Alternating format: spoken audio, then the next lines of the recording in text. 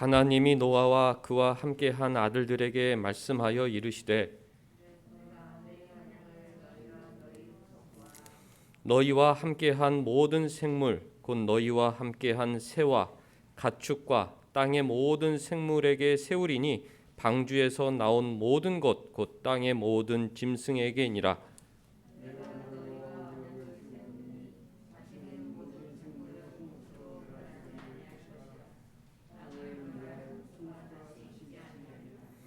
하나님이 이르시되 내가 나와 너희와 및 너희와 함께하는 모든 생물 사이에 대대로 영원히 세우는 언약의 증거는 이것이니라.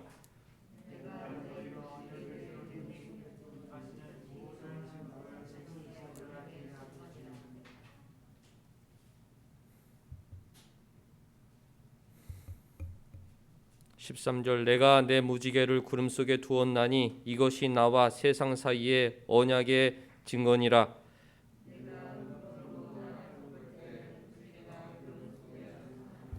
내가 나와 너희와 및 육체를 가진 모든 생물 사이에 내 언약을 기억하리니 다시는 물이 모든 육체를 멸하는 홍수가 되지 아니할지라.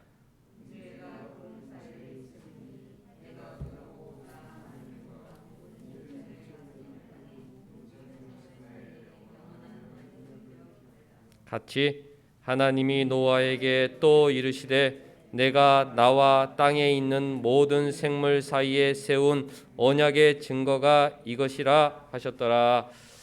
하나님 우리 아버지와 주 예수 그리스도로부터 은혜와 평강이 있기를 원하노라. 아멘.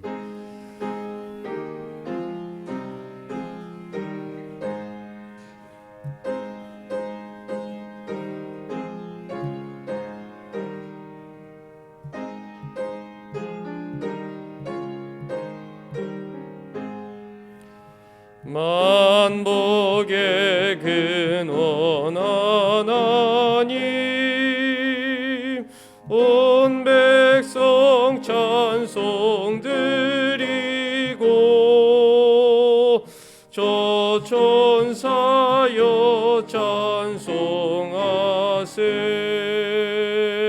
찬송 성부 성자 성령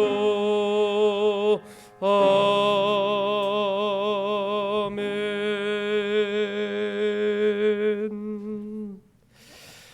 전능하사 천지를 만드신 하나님 아버지를 내가 믿사오며 그 외아들 우리 주 예수 그리스도를 믿사오니 이는 성령으로 잉태하사 동정녀 마리아에게 나시고 본디오 빌라도에게 고난을 받으사 십자가에 못 박혀 죽으시고 장사한 지 사흘 만에 죽은 자 가운데에서 다시 살아나시며 하늘에 오르사 전능하신 하나님 우편에 앉아 계시다가 저리로서 산 자와 죽은 자를 심판하러 오시리라.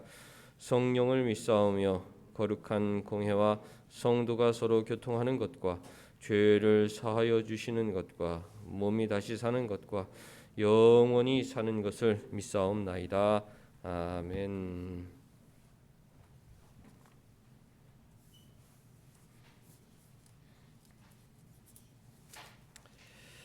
여호와여 나의 영혼이 주를 우러러 보나이다. 나의 하나님이여 내가 주께 의지하여 싸우니 나를 부끄럽지 않게 하시고 나의 원수들이 나를 이겨 내가 나를 버리지 못하게 하소서.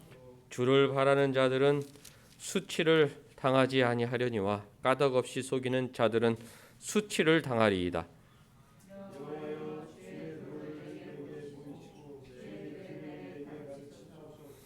주의 진리로 나를 지도하시고 교훈하소서. 주는 내 구원의 하나님이시니 내가 종일 주를 기다리나이다. 여호와여 주의 공의하신 자인자시니 영원부터 있었사오니 주의 이것들을 기억하옵소서. 여호와여 내 젊은 시절의 죄와 허물을 기억하지 마시고 주의 인자하심을 따라 주께서 나를 기억하시되 주의 선하심으로 하옵소서. 여호와는 선하시고 정직하시니 그러므로 그에게도 책임을 온유한 자를 정의로 지도하시며 온유한 자에게 그의 도를 가르치시리로다. 여호와의 모든 길은 그의 언약과 증거를 지키는 자에게 인자와 진리로다. 아멘. 앉으셔서 첫 찬송 16장 부르시겠습니다.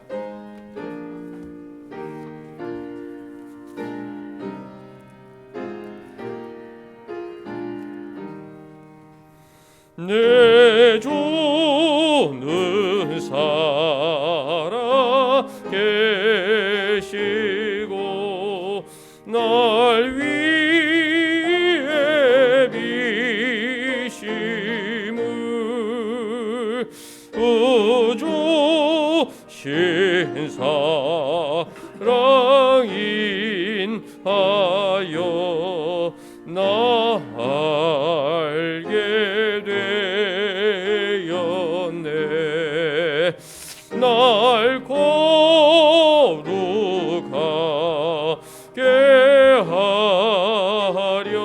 하려고 주 작정하시니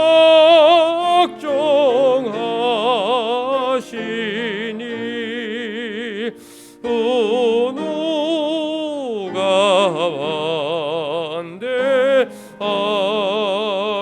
반대하리요. 곧 위로 주시리. 주 다시 돌아오실 때 주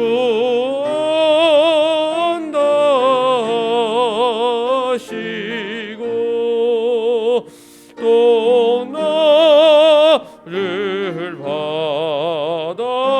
받아주실 줄 나 확신합니다. 내 안에 주님 계시고 주 안에 나 있어 양 없는 기쁨과 참 안식어 얻도다.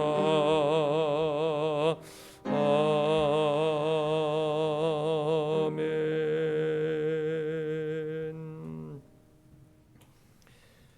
우리 한 주간의 우리 삶을 돌아보겠습니다. 하나님께서 스스로 속이지 말라. 사람이 무엇으로 심든지 그대로 거두리라 말씀하셨는데, 벨릭스 같은 사람은 돈을 위해서 자신의 인생을 심었는데 우리는 하나님을 위하여 내 인생을 드리고 바치고 심고 살았는지 한 주간 우리 삶을 돌아보도록 하겠습니다.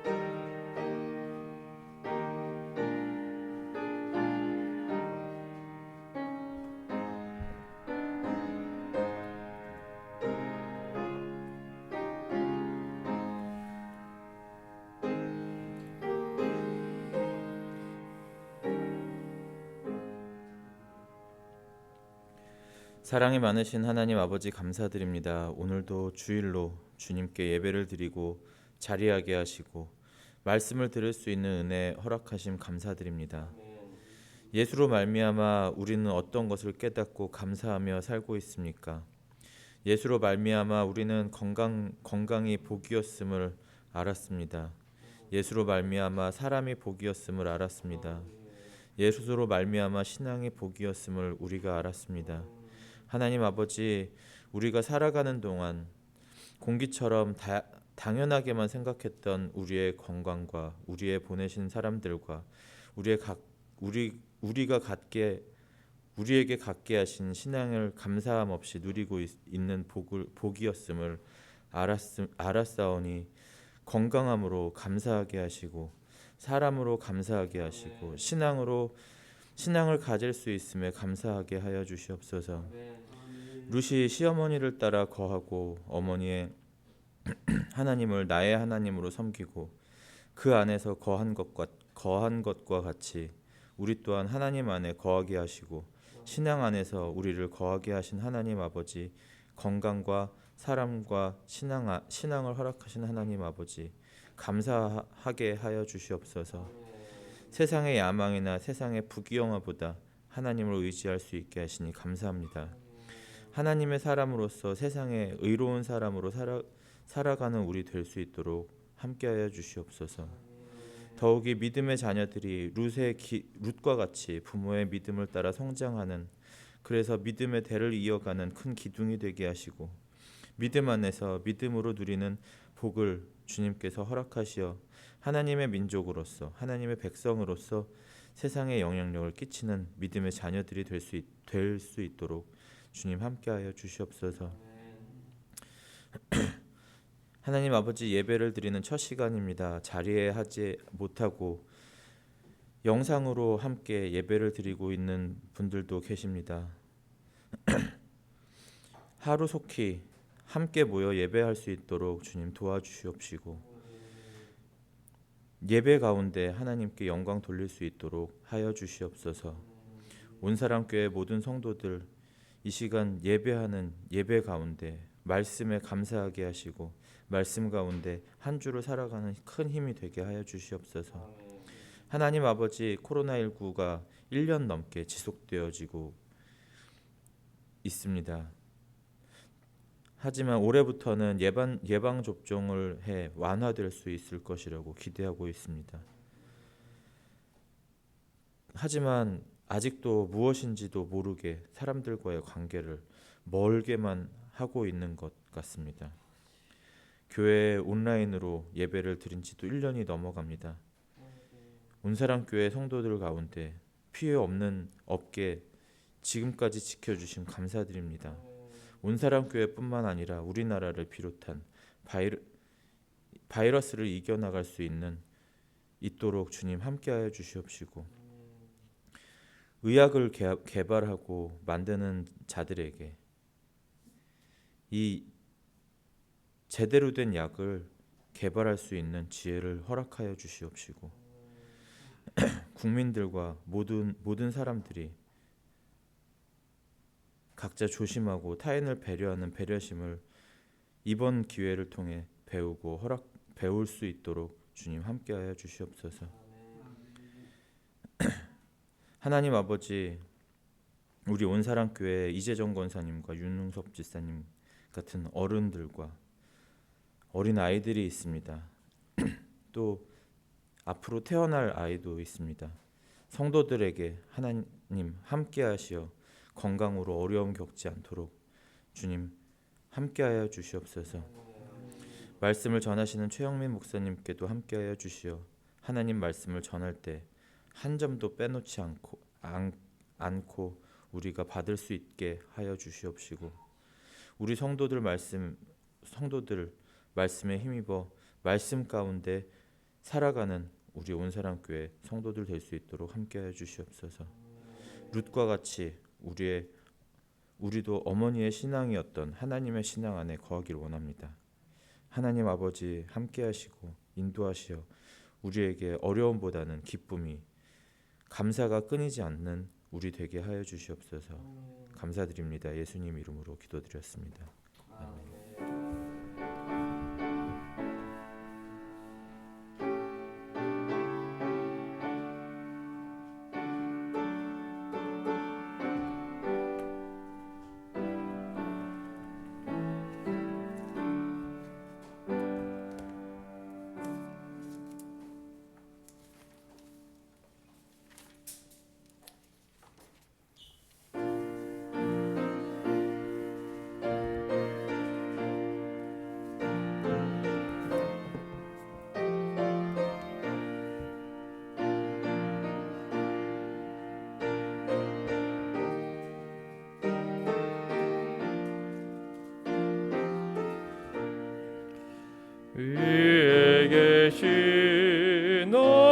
친구 그의 사랑 지극하다. 이는 예수 그리스도 나의 구주 나의 친구 사랑하는 나의 친구 늘 가까이 계시도다. 그의 사랑 놀랍도다. 변함없는 나의 친구 나를 위해 죽으시고 나를 구원하셨으니 기쁨으로 경배하며 찬양하리. 나의 친구 사랑하는 나의 친구 가까이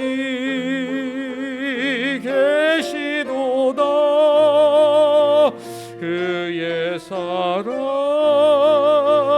놀랍도다.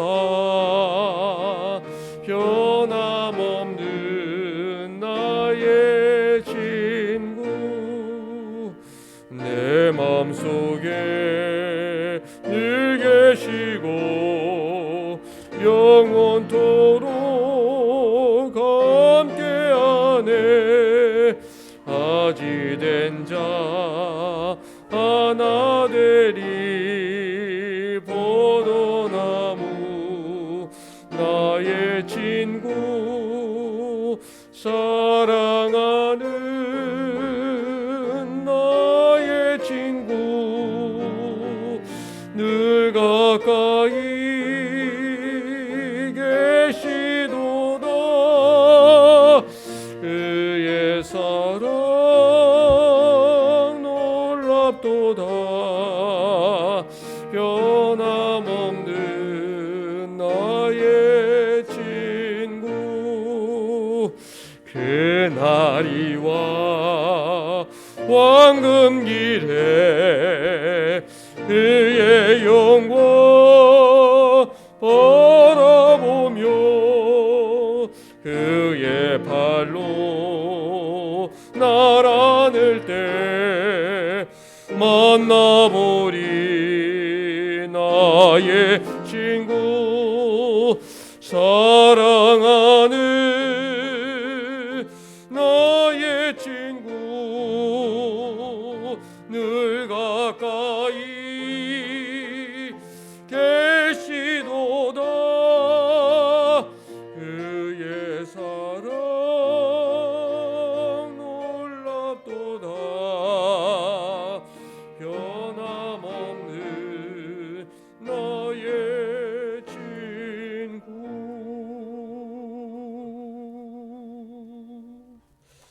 아멘. 우리 하나님 말씀 사도행전 24장 사도행전 24장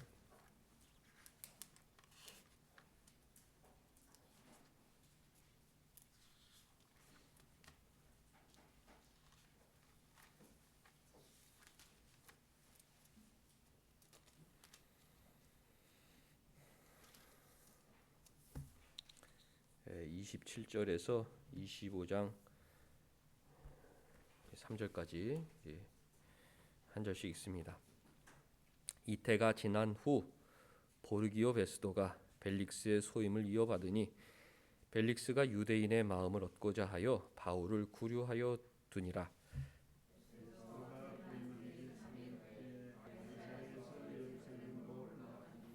대제사장들과 유대인 중 높은 사람들이 바울을 고소할세 베스도의 호의로 바울을 예루살렘으로 옮기기를 청하니 이는 길에 매복하였다가 그를 죽이고자 함이더라. 오늘은 가이사랴 헤롯궁에서 벌어졌던 일들 중에서 대제사장의 완악함을 살펴보겠습니다. 설교 제목이 이태가 지난 후였는데 대제사장은 2년이 지난 후에도 전혀 변하지 않았다.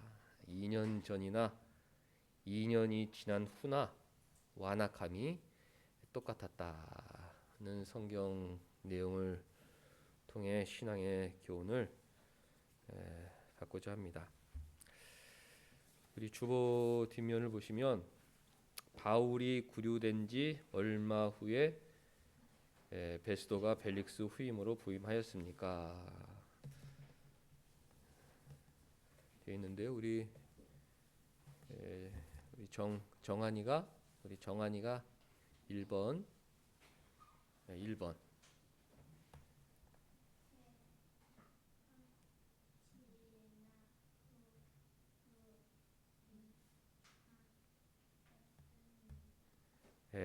잘 읽어줬어요. 정한이 고맙습니다.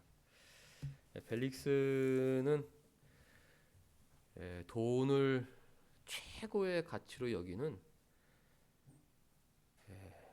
부패한 정치가였죠. 또 옳고 그름보다 사람의 인기만을 쫓는 전형적인 대중주의 포퓰리스트였습니다. 가부가 분명하지 않고 매사에 애매모호한 태도를 취하는 간사하고 음흉한 인물이었는데요.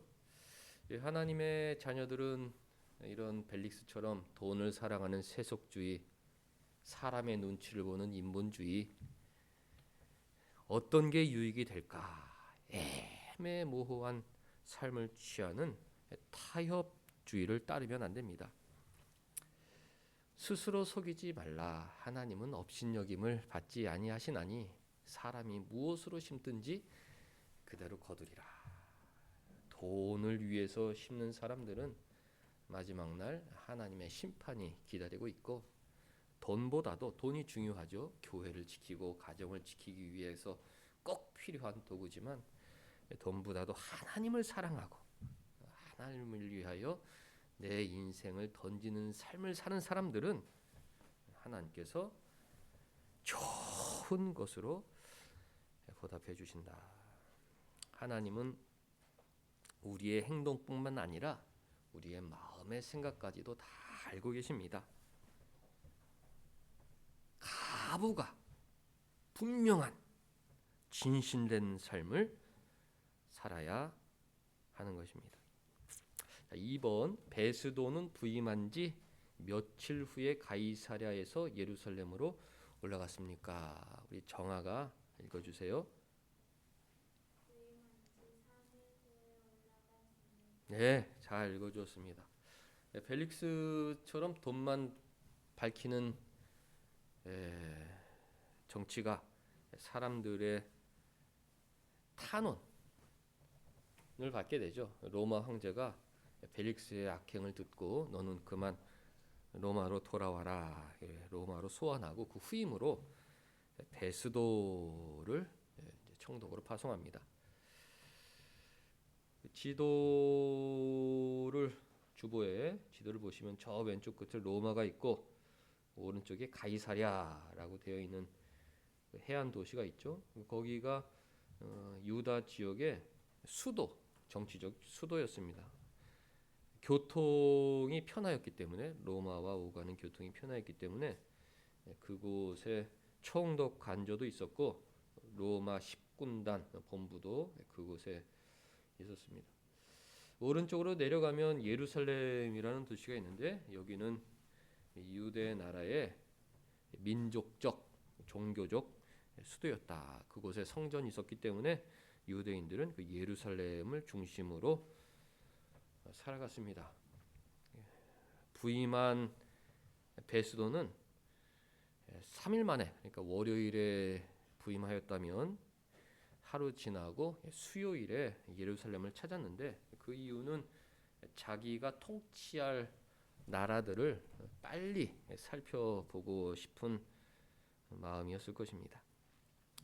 자, 3번 베스도를 만난 대제사장들은 무엇을 하였습니까? 우리 정민이가 3번 읽어주세요. 바울을 고소하였습니다. 정민이도 잘 읽어줬습니다. 새로운 총독이 부임하면 여러 가지 나눌 이야기들이 많고 더 중요한 현안들이 있었을 텐데 대제사장들은 새로 부임한 총독에게 첫 만남에서 바울을 고소하였다. 2년 전에도 바울을 죽이려고 거짓 고발을 남발하더니 2년이 지난 후에도 이 대제사장들과 유대의 높은 사람들, 사내들인 공회원, 오늘로 말하면 국회의원들 같은 사람들인데 전혀 변하지 아니하였다. 완악한 모습 그대로였다 하는 것이 성경의 증언입니다. 유대 종교 지도자들은 자신들의 죄를 감추고 싶어 했습니다. 하나님의 아들 예수 그리스도를 십자가에 못 박아 죽인 그 죄를 어떻게든 덮고 싶었기 때문에 거짓 고발을 남발하는 것입니다.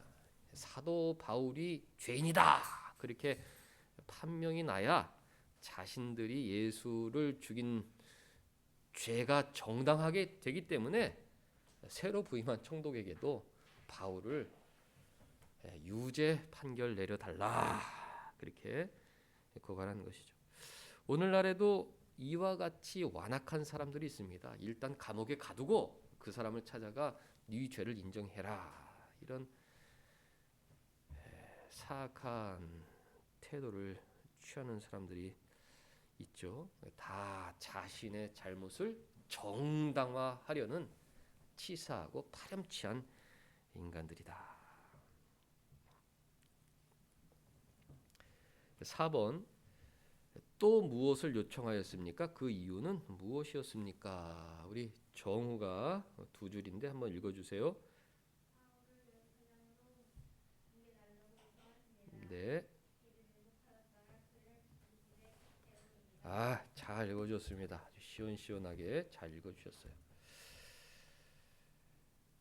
그 전에는 예루살렘에서 가이사랴로 가는 길에 40명의 자객을 보내 사도 바울을 매복했다 죽이려는 계획을 세웠는데 하나님께서 720명의 로마 군대로 바울의 안위를 지켜주셨죠. 이번에는 가이사랴에 있는 바울을 예루살렘 안토니오세로 이송해 달라고 요청하였습니다. 겉으로 이송을 요구하는 이유에 대해서 밝히진 않았는데 성경이 그 숨은 의도를 알려주죠. 매복했다, 죽이려 했기 때문이다. 그러니까 대제사장들과 유대 높은 사람들이 얼마나 사전에 치밀하게 계획했는지 알 수 있죠. 총독과 첫 대면에 우발적으로 바울을 예루살렘으로 옮겨주시겠습니까? 이야기한 것이 아니라 그 전에 자기들끼리 모여 어떻게 바울을 죽일 수가 있을까? 요 총독을 만나서 예루살렘으로 이송해달라고 하자. 그 방법 외에는 사도 바울을 죽일 방법이 없다. 그렇게 사전에 치밀한 계획을 갖고 의도적으로 악의적으로 살인할 계획하에 사도 바울을 예루살렘으로 이송해 달라고 하는 것입니다. 대제사장의 완악함 이 소제목인데요. 이들은 거짓 고발을 남발하는 자들이었습니다. 자신을 정당하기 위해서 거짓 고발을 남발했다. 요즘에 고발의 시대죠. 뉴스에서 누가 누구를 고발했다 그러면 그 이면의 내용들을 생각해 봐야 합니다. 정말로 상대방이 잘못해서 고발했을까? 아니면 자신이 죄 없다 홍보하기 위해서 사람들을 고발하는 것일까? 대제사장들은 거짓으로 거룩한 사도를 고발하였다. 자신들의 죄를 감추기 위해서 세상에 사도가 죄인이고 자신들은 의인이다, 그렇게 홍보하기 위해서 거짓 고발을 남발했던 완악한 사람들이었습니다. 두 번째, 그들은 살인 계획을 세우는 그야말로 악인 중에 악인이었습니다. 이 세상에서 가장 끔찍한 죄가 무엇입니까? 죄 없는 사람을 죽이려는 살인이야말로 죄악 중에 죄악이 아니겠습니까? 그런데 그들은 사도를 죽이려는 그 살인 충동을 늘 마음에 품고 살았다. 마음으로 품은 것에 지나지 않고 그 살인을 실행하려고 여러 번 수차례 정치달들과 야합했던 것입니다. 무엇보다도 대제사장들이 완악했던 이유는 2년이 지나는 동안 변하지 않았다. 사람이 시간이 지나면 더 좋은 모습으로 변하기도 하고 더 안 좋은 모습으로 타락하기도 하는데, 하나님 나라의 제사장이라는 사람들이 2년 동안 변함없는 악한 삶을 살고 있었다. 이 세상에서 가장 공정하고 정의로워야 할 사람들이 있다면 바로 하나님 나라의 대제사장 아니겠습니까? 다 거짓말하고 다 사기치고 다 살인 충동을 갖고 살아갈지라도 가장 바르고 공정하고 진실하게 살아가야 할 사람이 한 사람 남아 있다면 그 사람이 바로 대제사장이었는데, 그렇지 못한 완악한 삶을 살았던 것입니다. 누구보다도 세상의 비리를 지적하고 세상의 불의를 지적하고 세상의 거짓을 드러내는데 앞장서야 할 사람이 있었다면 바로 하나님 나라의 대제사장 아니겠습니까? 하나님의 거룩한 말씀을 마음에 품고 이 거룩한 말씀대로 하나님 나라의 백성들을 인도하는 그 대제사장이야말로 세상의 거짓과 불의와 부패를 위해 생명을 바쳐야 할 터인데, 바로 그 사람이 이 세상에서 가장 악한 삶을 살고 있었던 것입니다. 무려 2년 동안 변함없는 삶을 살았던 것입니다. 레위기 16장 찾아보겠습니다. 레위기 16장.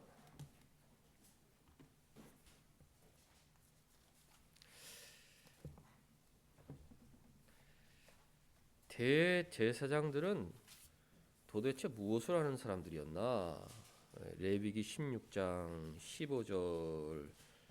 15절에서 배우게 되는데요. 아나니아 바울을 거짓 고발하고 매복해서 살인하려고 계획을 세운 그 제사장들은 도대체 무엇을 하라고 하나님께서 임명한 사람들인가?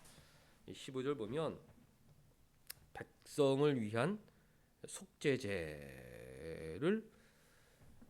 드리기 위해 세운 사람들입니다. 속죄죄, 백성들의 죄를 용서해 달라고 하나님께 기도하는 자들이 바로 대제사장이었습니다. 그러니까 백성을 위해 속죄제를 드리려면 조건이 무엇이었나? 11절에 나오는데요. 아론은 자기를 위한 속죄제의 수송아지를 드리되 자기와 집안을 위하여 먼저 속죄하고, 그러니까 백성들의 죄를 속죄하기 위한 제사를 드리려면 먼저 자신을 위한 속죄제를 드려야 했습니다. 자기 집안 사람들의 죄까지도 먼저 하나님께 용서를 구하고 깨끗한 모습으로 백성들을 위해 속죄 제사를 드리는 사람이 대제사장이었던 것입니다. 예수께서 우리의 대제사장인데 아론의 후손의 대제사장들과 다르시죠. 예수님은 죄가 없으신 분이시기 때문에 자신을 위해서 속죄 제사를 드릴 필요가 없으신 분이십니다. 예수님은 죄가 없으신 분이시기 때문에 자신을 위한 속죄제 필요 없이 우리를 위한 속죄 제사를 드려주신 분이십니다. 아론 계통의 제사장들은 염소를 잡고 그 제물로 제사를 드려야 했지만 예수께서는 자신을 제물로 삼아 가장 흠없는 자신을 제물로 삼아 속죄 제사를 드려 주심으로 우리의 죄가 한 번에 영원까지 다 용서받게 되는 것입니다. 이렇게 속죄 제사를 드려야 할 대제사장이 2년 동안 사람을 죽일 범죄를 계획하고 있었다.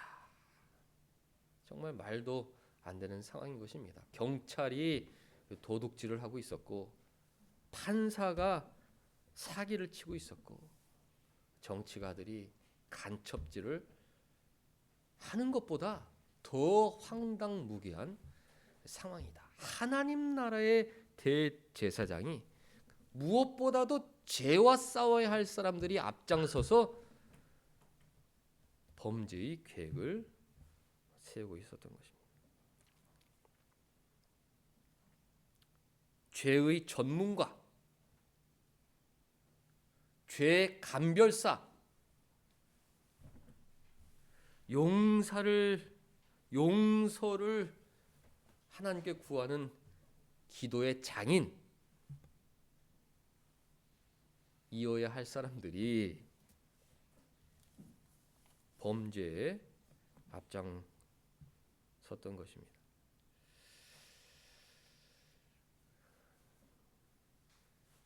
주일 저녁 가정 모임 순서지 형태를 좀 바꿨습니다. 문제를 좀 추가했는데요. 저녁에 가족들하고 나눔을 하다 보니까 요 순서지가 좀 업그레이드 되어야겠다. 질문이 좀 많아야 모임이 좀 쉽겠다. 그래서 모임을 아예 여기다가 문제를 넣었습니다. 저녁에 야, 대제사장은 무엇을 하는 사람이었냐? 서로 물어보면 속죄제사 드리는 사람이었잖아요. 그러니까 조건은 무엇이었지? 먼저 자기를 위해서 속죄제사를 드리고 자기 집안의 죄를 먼저 위해서 속죄제사를 드리고 그 다음에 속죄제사를 드리는 것이 조건이었어요. 이렇게 이야기하면 더 명확하게 나눌 수 있을 것 같아서 이 문제를 좀 했습니다. 6번 제사의 핵심은 무엇인가? 그 속죄 제사의 핵심이 무엇인가? 21절에서 우리가 배우게 되는데 21절에 있습니다. 아론은 그의 두 손으로 살아있는 염소의 머리에 안수해라. 제물 머리에 두 손으로 안수를 손을 올려놓습니다. 그 다음이 중요한데 이스라엘 자손의 모든 불의와 그 범한 모든 죄를 아뢰고, 중요한 말씀은 아뢰고입니다. 죄를 아뢰고, 이것이 제사의 핵심입니다. 두 손을 얹어놓고 하나님, 우리의 죄는 이러합니다. 아뢰는 순간 그 죄가 그 짐승에게로 전가되도록 하셨습니다. 하나님, 저는 살인자입니다 라고 아뢰는 순간 그 죄가 그 짐승에게로 전가되게 하셨다. 그 짐승을 잡음으로 내 살인죄가 용서받을 수 있도록 하나님 계획해 주신 것입니다. 그 죄를 아뢰지 않으면 그 죄가 나에게 나와 있는 것이죠. 속죄 제사의 핵심은 자신의 죄를 아뢰는 것. 구약 백성들은 짐승의 머리에 두 손을 안수하고 자신의 죄를 아뢰었다면 우리는 믿음으로 예수 그리스도를 붙잡고 주님, 제가 한 주간 이러한 죄를 지은 죄인입니다. 아랠 때 내 죄가 용서받도록 하나님 계획하신 것입니다. 진실한 죄의 고백, 그것이 제사와 예배의 핵심이다. 진실한 죄의 고백, 그것이 없는 예배는 예배라 부를 수 없다. 진실한 죄의 고백. 특별히 대제사장들은 제사 드리기 전에 자신의 죄뿐만 아니라 자신의 가정에 있는 죄까지도 먼저 하나님께 고백하고 그 다음 백성을 위한 제사를 진행할 수 있었던 것입니다.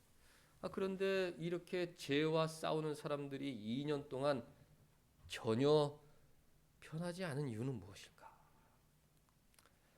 제사는 7일마다 모여 드리기도 하지만 상번제가 있어 아침에 또 해질 때 양을 잡아 하나님께 제사하라고 명령하셨습니다. 1년 52주 2년이니까 거의 100번에 달하는 제사를 드렸을 때이고 365일 350번으로 잡아도 아침 저녁이니까 700번, 2년이니까 1400번.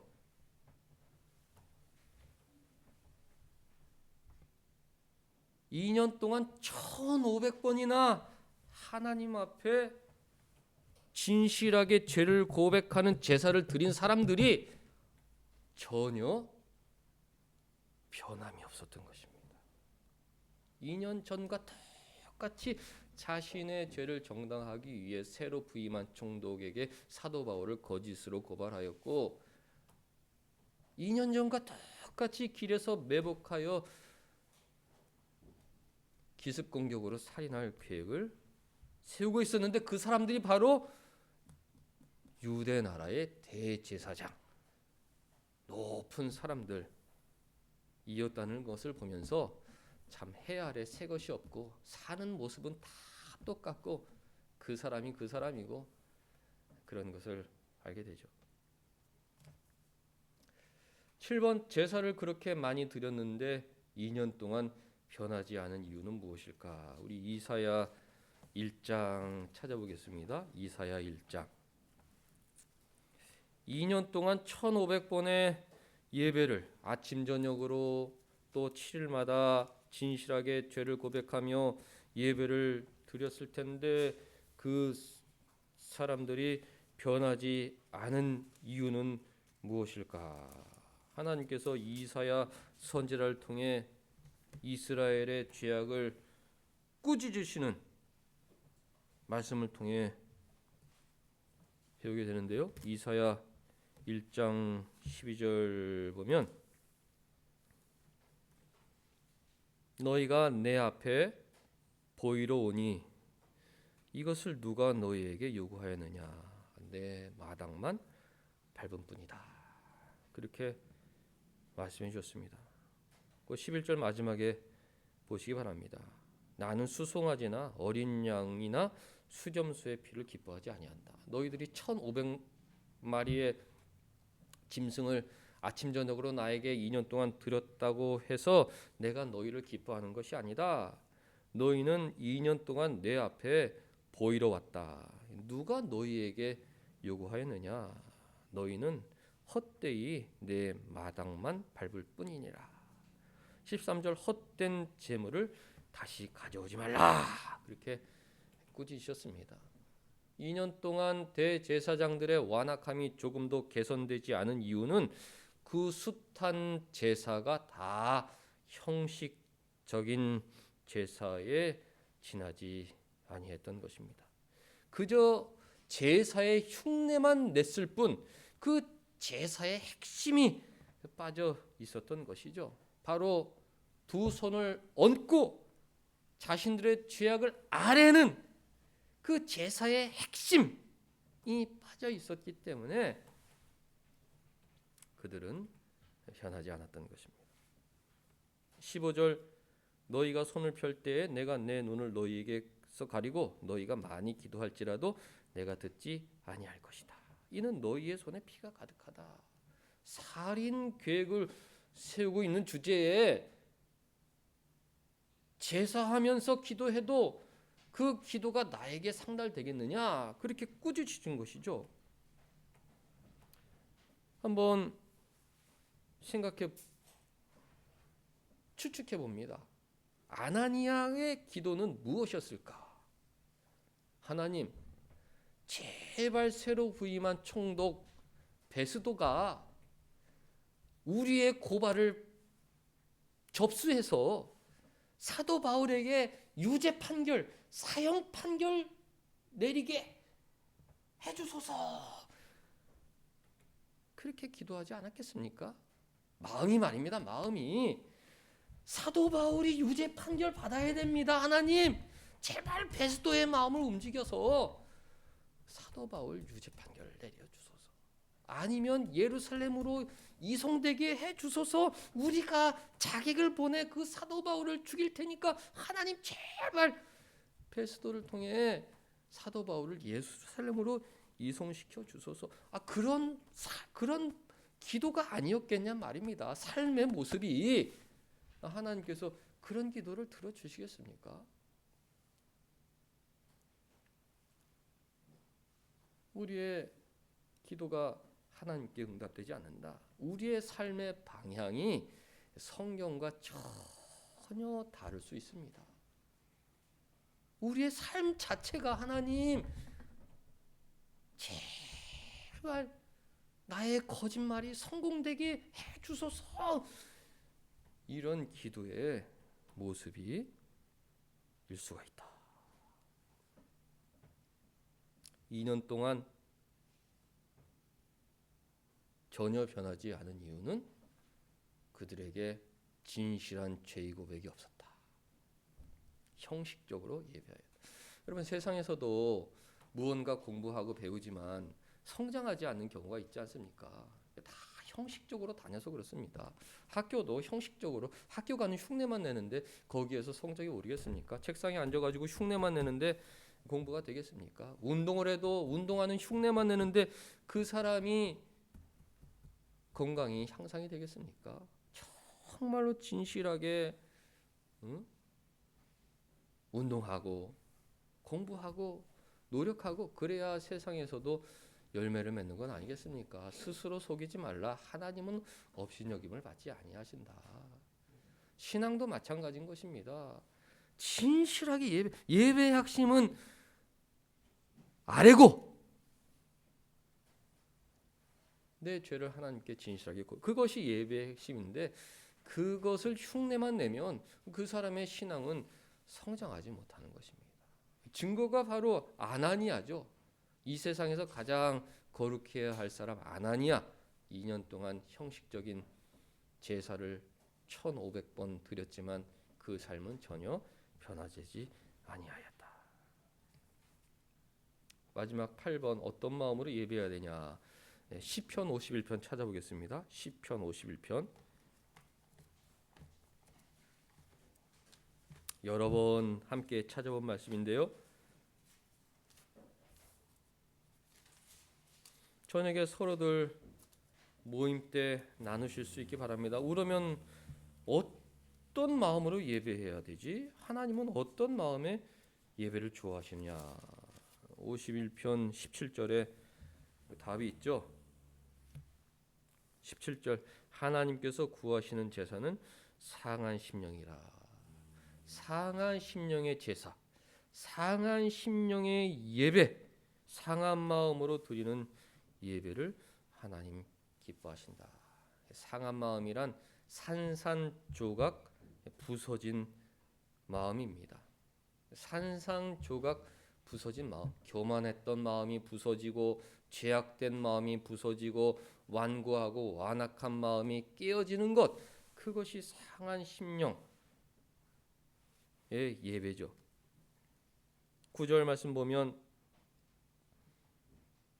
하반절에 내 모든 죄악을 지워주소서. 눈물로 통곡하며 부르짖는 것이 상한 심령의 예배입니다. 믿음으로 그리스도를 두 손으로 붙들고 주여 제 죄악을 용서하여 주옵소서. 진실로 죄사함을 간구하는 예배, 그것이 상한 심령의 제사입니다. 10절 하나님이여 내 속에 깨끗한 마음을 창조하시고 내 안에 정직한 영을 새롭게 하소서. 하나님, 새 사람 되고 싶습니다. 아버지, 새 사람 되고 싶습니다. 두 손으로 예수 그리스도를 믿음으로 붙들고 새 사람 되고 싶습니다. 기도하는 것이 상한 심령의 예배죠. 아나니아가 2년 동안 그런 예배를 드렸다면 그는 변화하였을 것입니다. 하나님,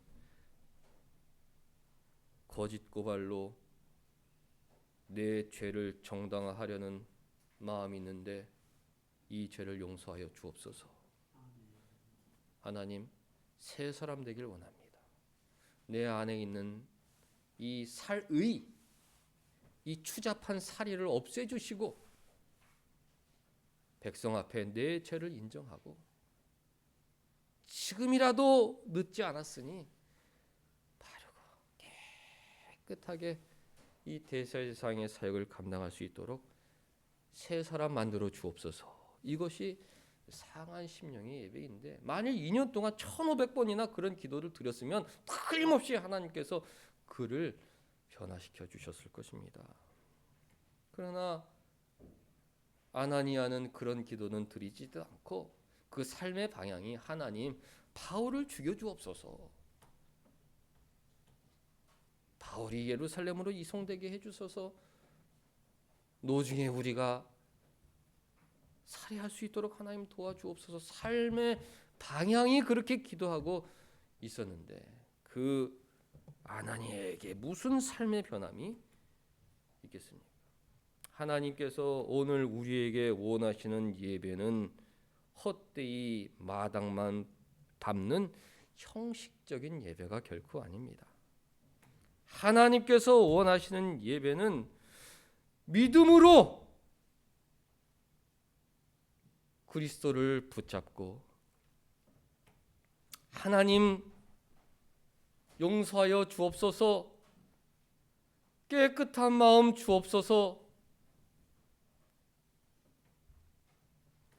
새 사람 만들어 주옵소서, 눈물과 통곡으로 간청하는 상한 심령의 예배, 진실한 예배를 원하십니다. 그런 예배를 드리는 우리 모두가 될 수 있기를 주님의 이름으로 간절히 축원합니다. 기도하겠습니다. 하나님,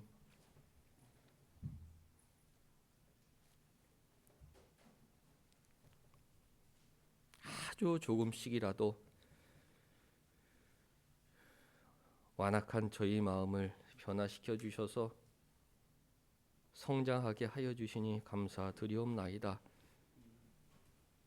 더 큰 은혜 베풀어 주셔서 2년 후에는 몰라볼 수 없을 정도로 믿음의 성장을 이루는 저희들이 될 수 있도록 하나님께서 붙들어 주시옵소서. 한 주간 깨끗한 마음, 진실된 삶을 살 수 있도록 아버지께서 이끌어 주시길 간절히 원하오며 예수님의 이름으로 기도하옵나이다. 아멘.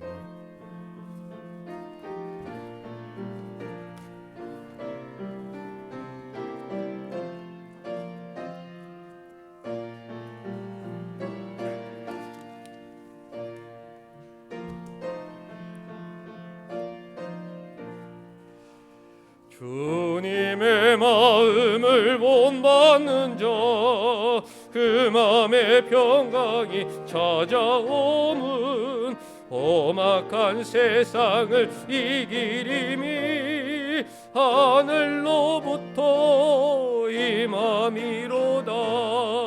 주님의 마음 본받아 살면서 그 거룩하신 나도 이루리. 주 모습 내 눈에 안 보이며 음성 내 귀에 안 들려도 내 영혼 날마다 주를 만나 신령한 말씀을 배우도다.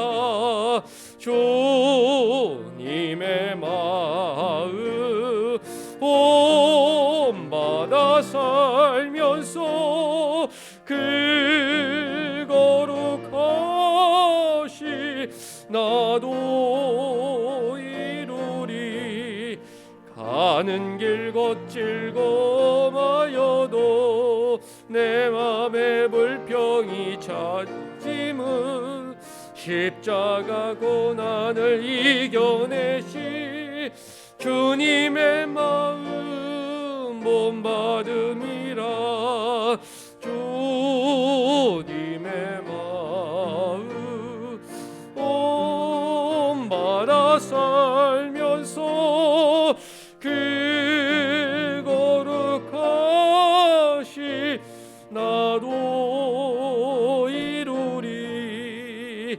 주 예수 세상에 다시 오시 그날의 무성도 변하여 주님의 빛나는 그 영상을 다 함께 보며 주 찬양하리. 주님의 마음 본받아 살면서 그 거룩하신 나도 이루리. 하나님 아버지, 남은 인생도 주님의 그 사랑의 마음 본받아 살아갈 수 있도록 우리에게 크신 은혜 베풀어 주시옵소서. 오늘 함께하지 못하는 이재정 권사님, 윤흥소 집사님 마음에도 평안을 허락하여 주셔서 늘 주님만 바라보는 천국의 삶, 행복한 삶 살게 하여 주시옵소서. 하나님, 온사랑교회 젊은 집사님 붙들어 주셔서 하고자 하는 일 마음껏 할 수 있도록 길을 열어 주시옵소서. 어려운 시간 자신들의 인생을 되돌아볼 수 있는 진실한 시간들 허락하여 주셔서 하나님 앞에 더 성숙한 하나님의 자녀로 성장하게 하여 주시옵소서. 하나님, 이 나라 불쌍히 여겨 주시옵소서. 하나님의 은혜로 거짓은 사라지게 하여 주시옵고 정치인이나 언론이나 그 누가 말하는 말들이 다 믿을 수 있는 정직한 말들이 되게 하여 주시옵소서. 하나님 주신 은혜 감사하여 귀한 예물 올려드리오니 우리 마음 기쁘게 받아 주시옵소서. 가장 기쁘게 받아 주시고 우리 마음 속에도 큰 기쁨 허락하여 주시옵소서. 한 주간 하나님께서 우리의 마음 붙들어 주시길 간절히 원하오며 예수님의 이름으로 기도하옵나이다. 아멘. 다 같이 일어나셔서 2장 찬송 부르신 후에 사랑하는 사람들 하나님 앞에 진실한 예배자로 살아가게 해달라고, 하나님 앞에 진실한 삶 살게 해달라고 축복하겠습니다. 성부 성자 성령께 찬송과 영광 돌려 보내세. 태초로 지금까지 또 영원 무궁토록 성삼일께 영광 영광.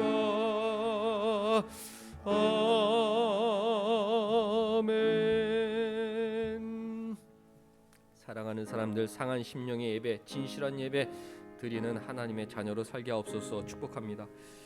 하나님 아버지, 우리 자녀들이 심령으로 예배할 수 있게 도와주옵소서. 믿음으로 예수 그리스도를 붙잡게 하여 주시옵소서. 세월이 지날수록 더 성장하게 하여 주옵소서. 또 하나님의 사람으로 변화되게 하여 주옵소서. 예배를 통하여 이 약한 세대에 하나님께 영광 돌리는 하나님의 자녀들이 다 될 수 있도록 하나님 은혜 베풀어 주시옵소서. 하나님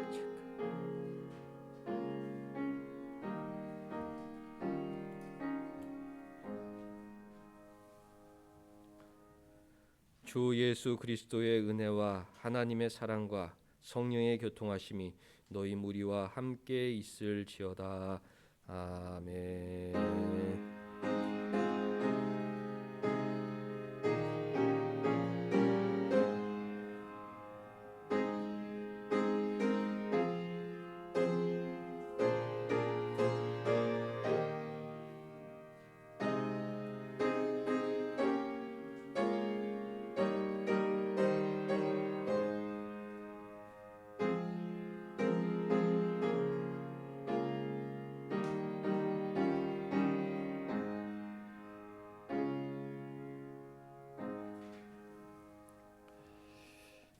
우리 앉으셔서 성경 말씀 읽고 우리 오후 예배 시작하겠습니다.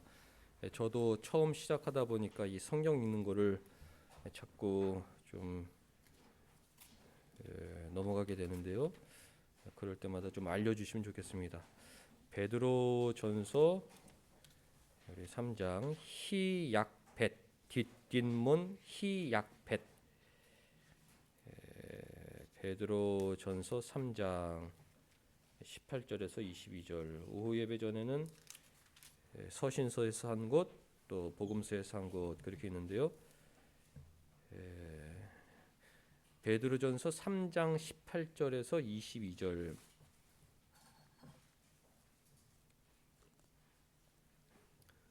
뒷뒷문 희약벳.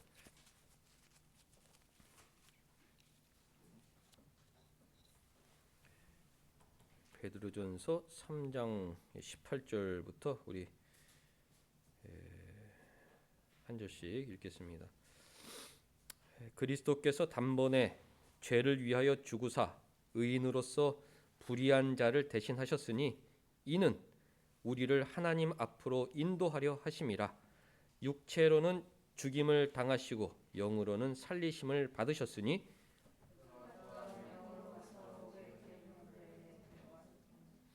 그들은 전에 노아의 날 방주를 준비할 동안 하나님이 오래 참고 길하실 때에 복종하지 아니하던 자들이라. 방주에서 물로 말미암아 구원을 얻은 자가 몇 명뿐이니 겨우 8명이라.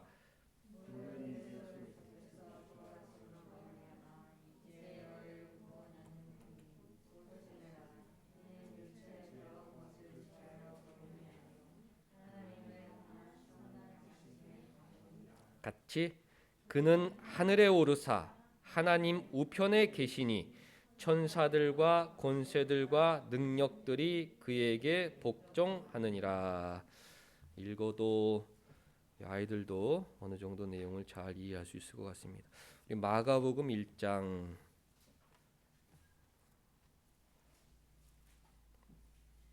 9절에서 15절. 평소에 말씀을 읽을 기회가 없기 때문에 교회에서라도 주일날 말씀을 좀 읽어야겠다. 마가복음 1장 9절에서 15절 한 절씩 있습니다. 그때에 예수께서 갈릴리 나사렛으로부터 와서 요단 강가에서 요한에게 세례를 받으시고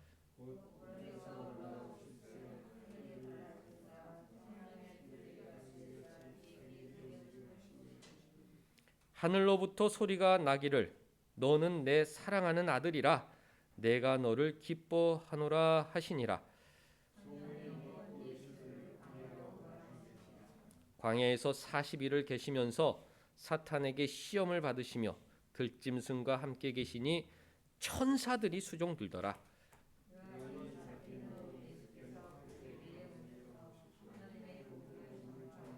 같이 이르시되 때가 찼고 하나님의 나라가 가까이 왔으니 회개하고 복음을 믿으라 하시더라. 아멘. 우리 주보 안에 잠깐 보시면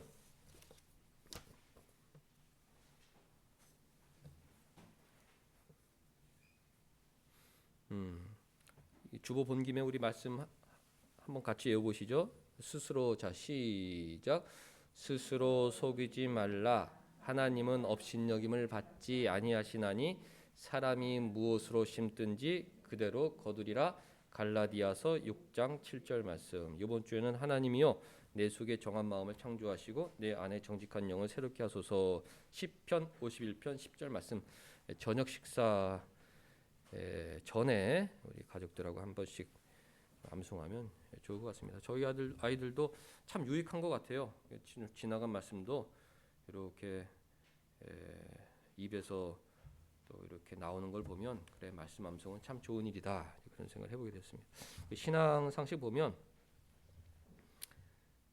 이제 부활주일이 4월 4일이고 사순절이라는 기간이죠. 지난주 수요일부터 이제 사순절이 시작해서 오늘부터 사순절 뭐 예전 같으면 뭐 현수막도 걸고 이제 그랬을 텐데 고대 교회에서 부활주일 전 40일을 예수님을 고난하는 묵상하는 기간으로 정해서 오늘날도 많은 교단들이 사순절을 지키고 있다는 것 그냥 뭐 상식적으로 아시면 되겠고 우리 교회는 부활주일 감사 예배로 드린다는 거 좀 아시면 좋겠습니다. 자, 그리고 우리 유인물 보도록 하겠습니다.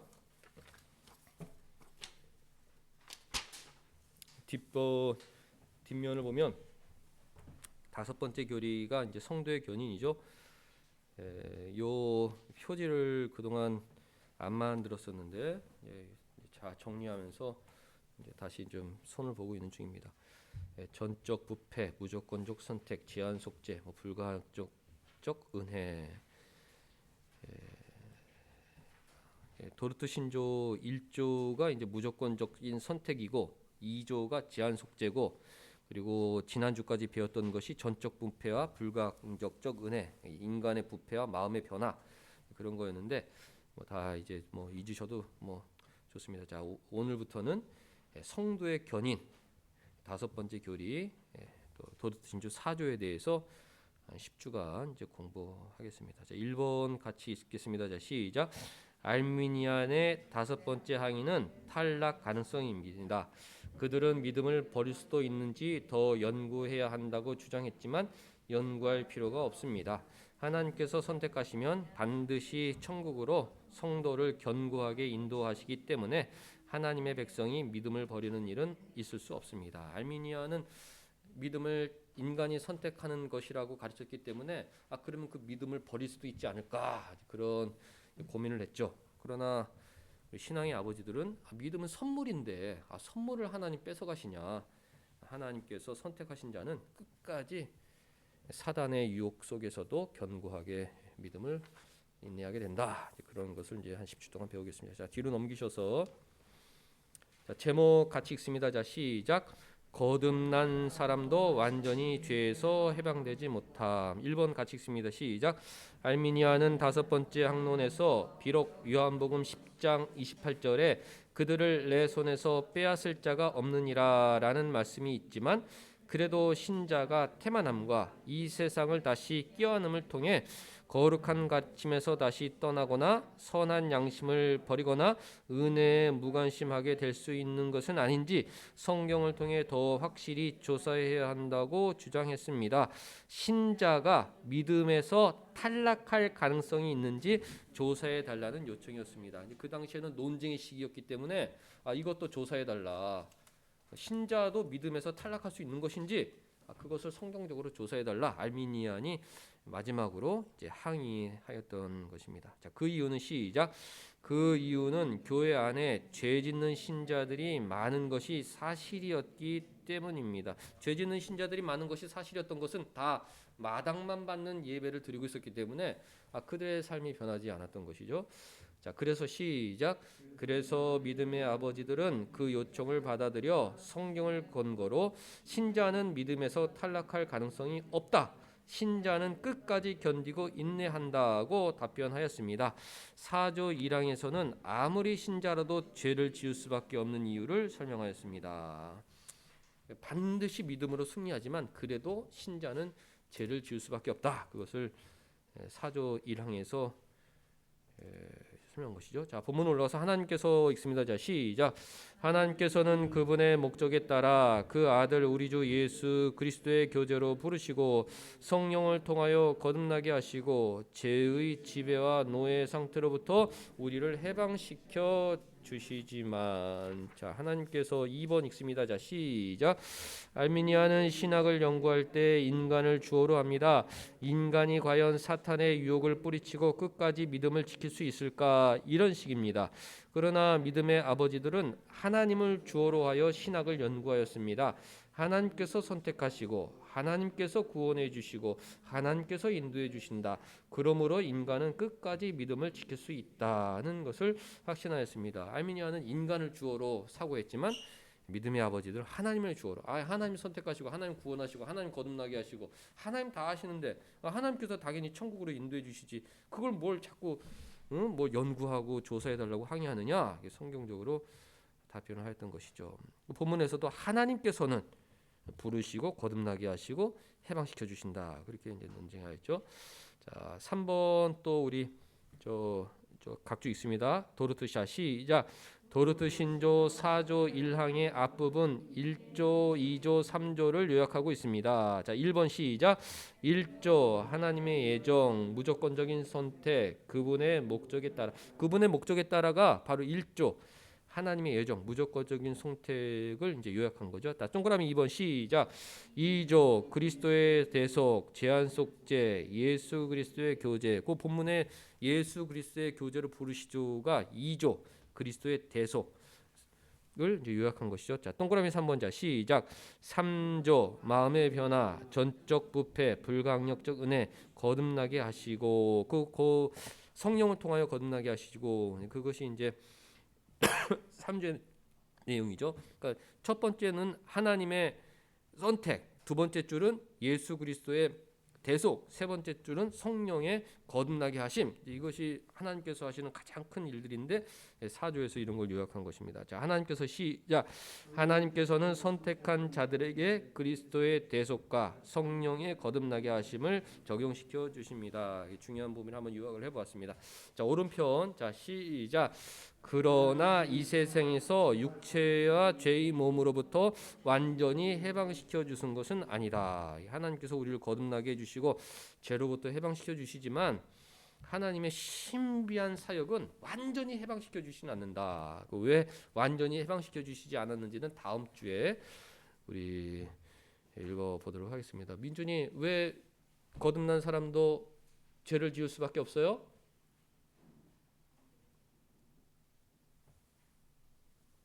왜 거듭난 사람도 죄를 지을 수밖에 없어요?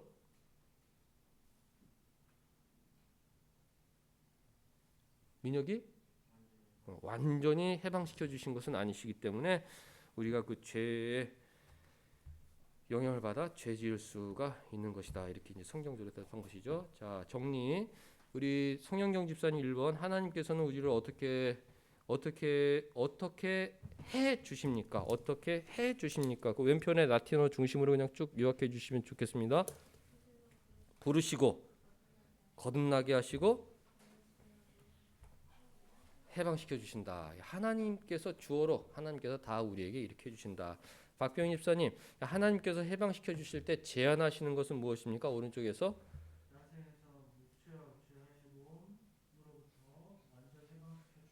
완전히 해방시켜 주시는 않는다. 이 생에서 완전히 해방시켜 주시는 않는다. 그것이 하나님의 계획이다. 그래서 우리는 어쩔 수 없이 죄를 지을 수밖에 없다.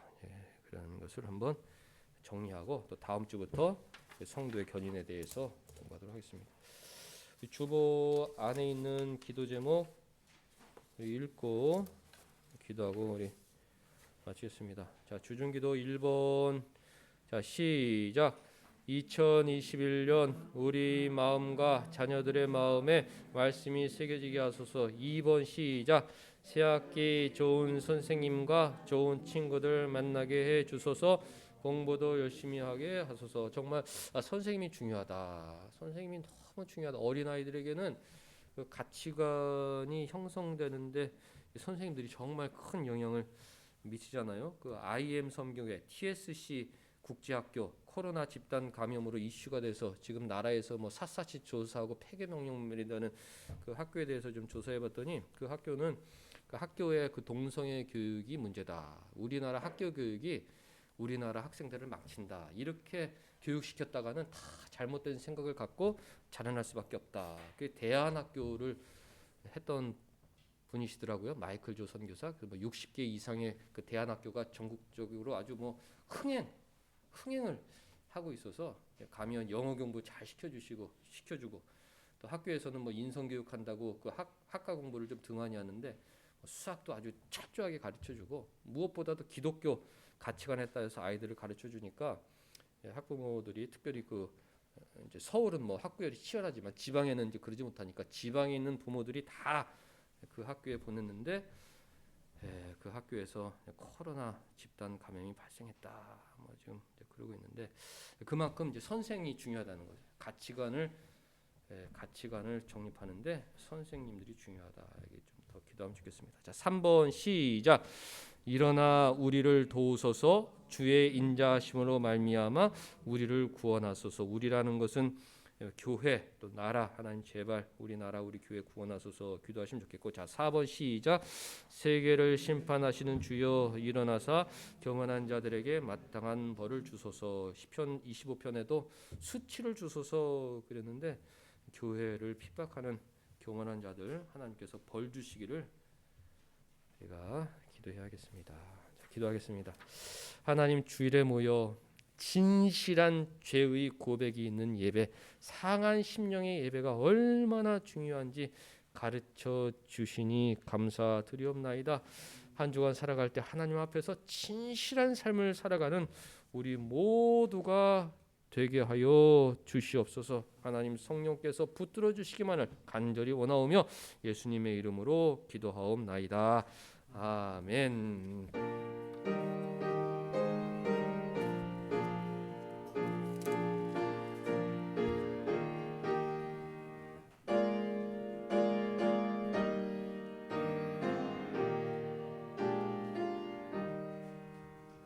성부 성자와 성령 영원히 영광 받으옵소서.